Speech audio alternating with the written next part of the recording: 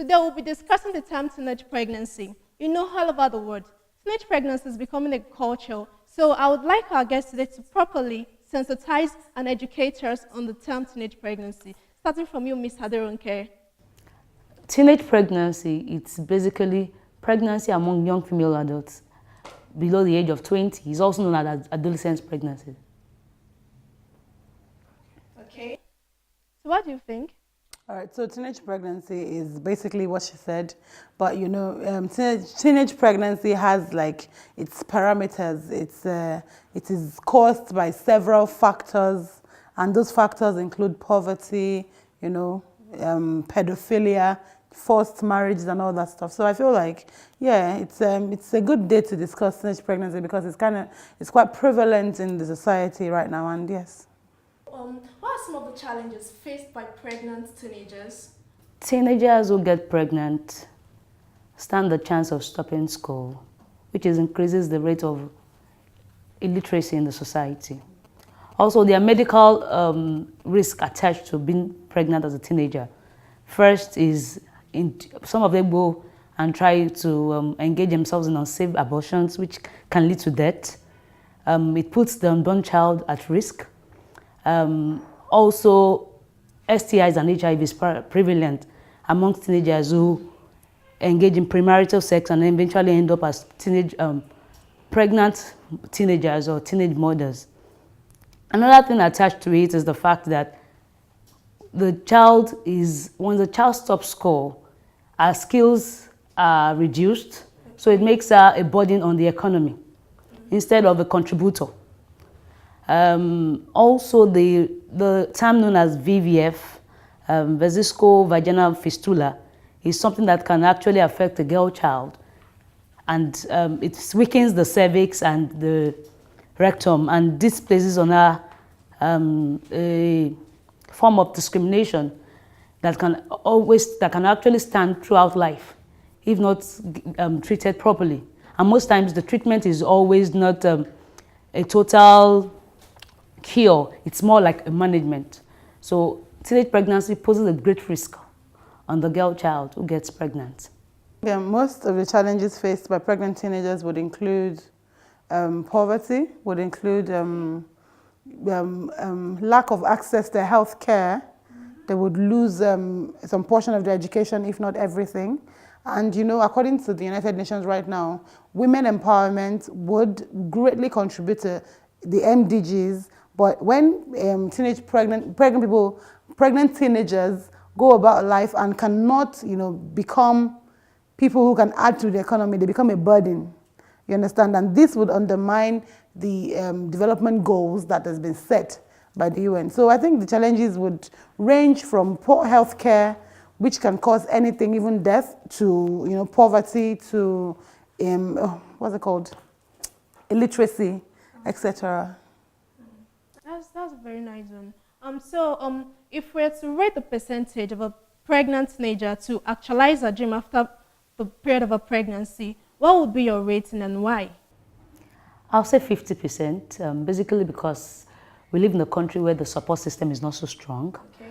And also, most teenage mothers are from low-income earning families. So when you get pregnant, they believe you've taken up a course of your own to train up a child, and they let you just take on life that way.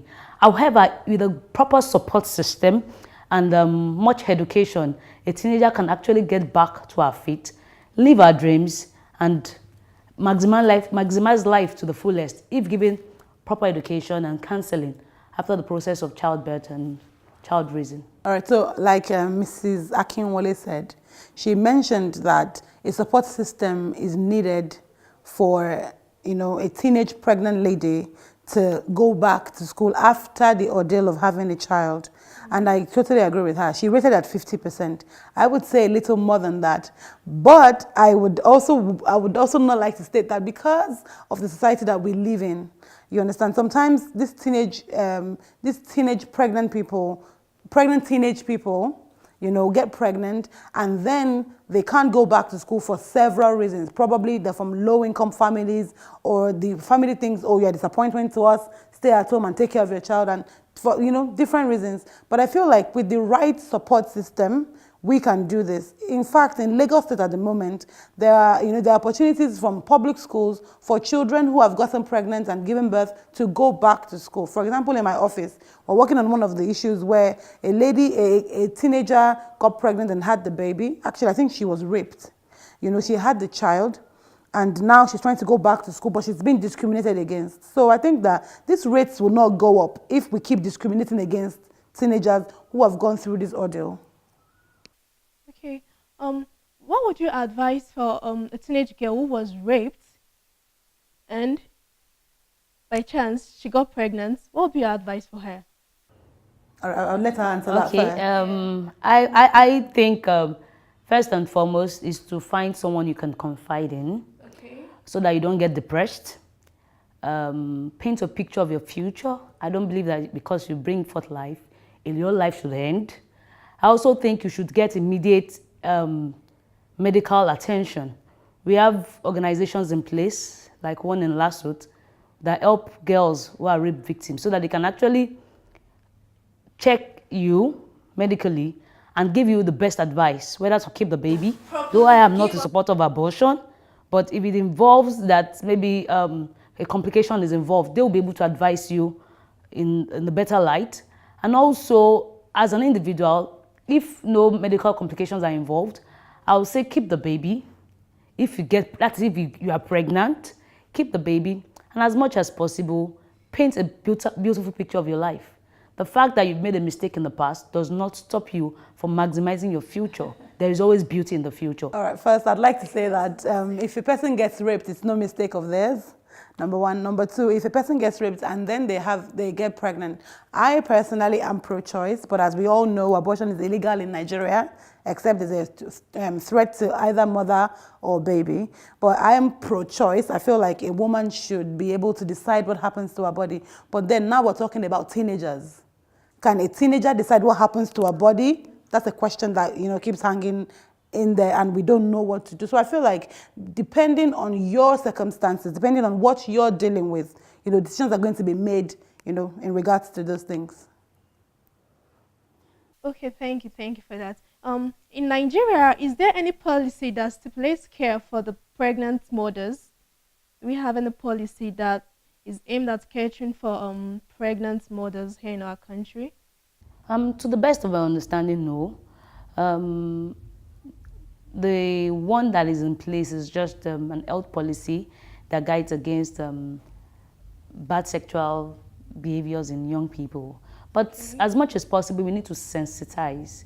You can have a law in place. If people don't know about it, then what's the essence of the law in place? So I think as much as possible, the issue of teenage pregnancy should be dealt with as a societal menace that has to have a collaboration between the society, the girl child, and her family. So as much as possible, the government needs to put in place strategies and laws that help teenage mothers get integrated back to the society. But it's not just putting laws in place. It's about sensitizing people to know that there is a law in place and ensuring that those laws are properly implemented. All right, so in the domestic violence law of Lagos State, there is a portion of it that, you know, provides that any man who impregnates a woman must take care of the fetus and the mother up until delivery, and if he fails to do so, he's liable to imprisonment or a fine of 60,000 naira. And after the child is born, the man must take care of the child born. Now, when the child is born, he doesn't have responsibility to the woman anymore, but to the child. So I think that this law can be extended a little bit to cover teenage pregnancies. You know, when a teenager gets pregnant, the person involved, or the father of the baby, is you know, obliged to taking care of the woman and the child, and that would ease some of the burden placed on the girl. Because the girl child seems to be at the receiving end of every societal menace. Teenage pregnancy, girl child is in trouble. You know, anti-feminist movements, girl child is in trouble. I feel like these laws can be extended. And like Mrs. Akinola said, the government should put in place laws and policies that will directly affect teenage pregnancy. We need to shine a light on this issue so that, you know, society can become better as a result of this. Okay, thank you so much. With that, we've come to the end of this teenage pregnancy. But before that, we have to play some interesting game, and that's riddles. Time for riddles. What travels around the world? Travels around the world, but stays in one point. Goes around the world, but stays in one point still. Well, I'd like to say a stamp. Why? You got it right. Yay! Just in case you missed the beginning of this show, our discourse was on teenage pregnancy, and our profound guests were able to properly give us guidelines of which every teenager should take when they eventually get into some problems. Thank you for joining us. Follow us up on our YouTube channel at The Feminist TV Show, and on Twitter, The Feminist TV Show, Instagram, The Feminist TV Show. Thanks for watching. See you next time.